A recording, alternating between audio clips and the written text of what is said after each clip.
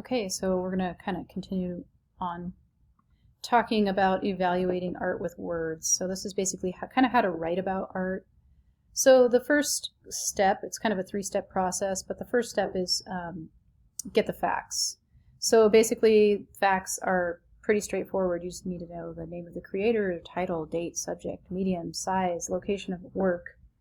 And you may not know this information for every piece of art. Sometimes we lose, with time, some of that information might get lost, like some of the ancient art that we might look at. We don't know what year exactly or what the name of the artist was, but at least maybe the medium or the size or the location of the work. So you just have to go with the information that you do have. Step number 2 is analyze. Look at the parts of the work and how they actually fit together. So, does the choice of medium affect the work? What formal elements did the creator use? So the elements of art, so that would be chapter 3. Assess the work in its context. Does it fit into a movement or time period? Does it lead the way to a new movement or follow behind a movement? Also consider its place in the artist's overall output. How is it received by the public at the time? Those kinds of things are important to analyze. So that's step number 2. Step number 3 is evaluate. Use one of the 3 types of art criticism to assess the quality or historical importance of the work. So either formal, contextual, or expressive. Is it innovative? Does it affect your feelings? Does it express a particular time period or an artist's personality? Does it communicate a social vision or cause? Is it ravishingly beautiful or challenging to the eyes? What message does the work convey? And how effectively does it accomplish this? And this is an essay on a work should include all 3 of these steps seamlessly blended together. So steps 1 and 2 should be fairly objective, and step 3 should actually lead you to kind of a debatable thesis or position on the work, or kind of like your own opinion, a little bit of your own opinion on the work in step 3. And the steps are not equally difficult. Step 1 is the easiest, so it's just gathering those facts. Step 2 requires study and background knowledge. And then step 3, kind of the most important step, requires practice and careful seeing. So we're going to talk about censorship now. Censorship of art is basically kind of the ultimate evaluation, right? So it's the alteration or removal of works of art from public view. And it may be carried out for a number of reasons. Typically, religious, moral, or political reasons are behind censorship. And so the artist's freedom really takes a back seat to other important values. Censoring art is not a recent practice. Actually, in the 16th century Italy, so that'd be the 1500s, Michelangelo painted The Last Judgment on the Sistine Chapel, and there were nude figures on the wall and on the ceiling of the Sistine Chapel.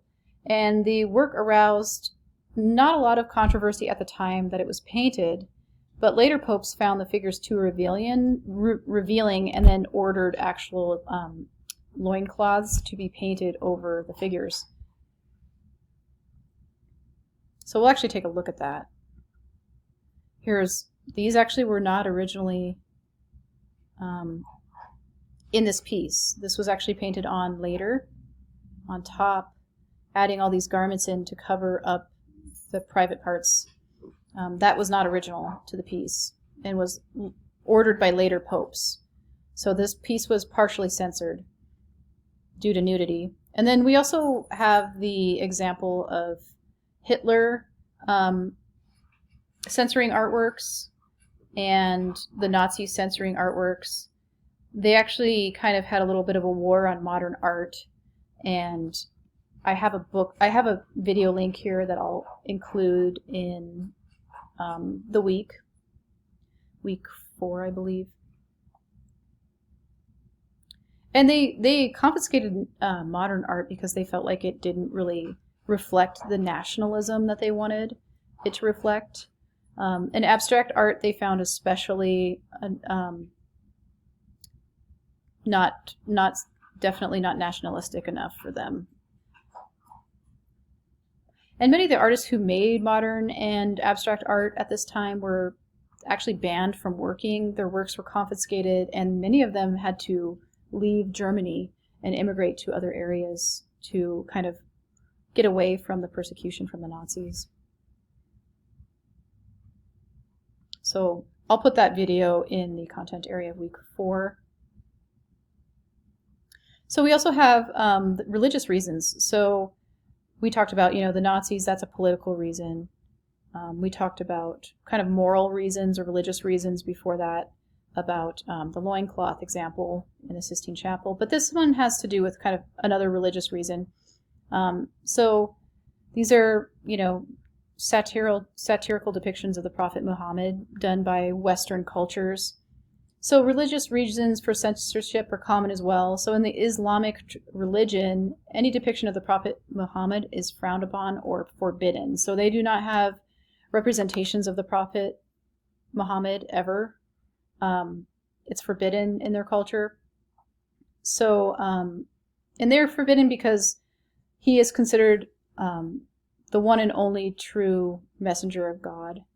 So Muslims everywhere generally accept this, and they do take offense to drawings and cartoons that satirize him. And obviously we live in the United States, so we can actually create these, and we can actually show these representations of Muhammad. I'm sorry if anybody is Muslim in class or Islamic,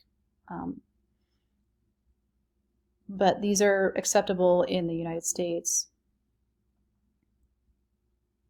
So this right was actually established, this right to create as we please in the United States. It was actually established in 1973 Supreme Court case, Miller versus California, which held that work may be censored only if it's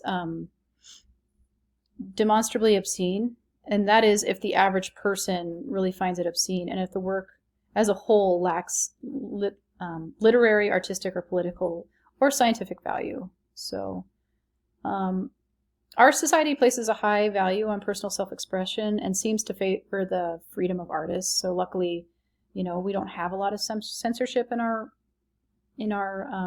culture and in the United States. Although censorship in the U.S. does happen. So one case, Chris O'Fihely, his Holy Virgin Mary, made in 1996. The mayor of New York City at the time was Rudolph Giuliani, and he actually tried to close the Brooklyn Museum of Art because the painting, The Holy Virgin Mary by Chris O'Fihely, he thought it was obscene because it portrayed Mary, and she was partially made out of elephant dung, and he thought that that was obscene.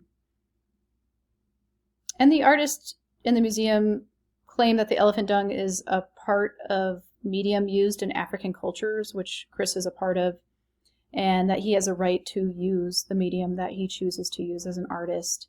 And it has roots in his African heritage, and he has the right to interpret the Christian religion as he so fits, as he so chooses. And so the court actually ended up siding with the artist in the museum, and Rudolph Giuliani did not get his way. And the scandal brought record-breaking crowds to the museum, actually. So this is the piece that Rudolph Giuliani tried to have censored. It's acrylic oil, polyester resin, paper collage, glitter, map pins, and elephant dung on linen. I don't find it offensive at all, but that's just me. And then this piece also was actually, a lot of social media sites took this down because they thought it was sexual content or sexually suggestive. And this happened in early 2016. And the Philadelphia Museum of Art found that its Facebook page had been censored because it posted this image of ice cream from 1964, Evelyn Axel. She's a Belgian artist. And the museum had already put up billboards with this image on it around town to promote the exhibition. And Facebook censored it because, like I said, they thought that it was suggestively sexual. And the museum protested, and eventually Facebook reviewed it and allowed the museum to repost this subject, or this painting itself here. So those are just some examples of censorship that happened relatively recently. And yeah, that's basically the end of the chapter. We don't have any other slides here. We're probably going to have an assignment this week, so make sure you complete that, and we will talk to you next week.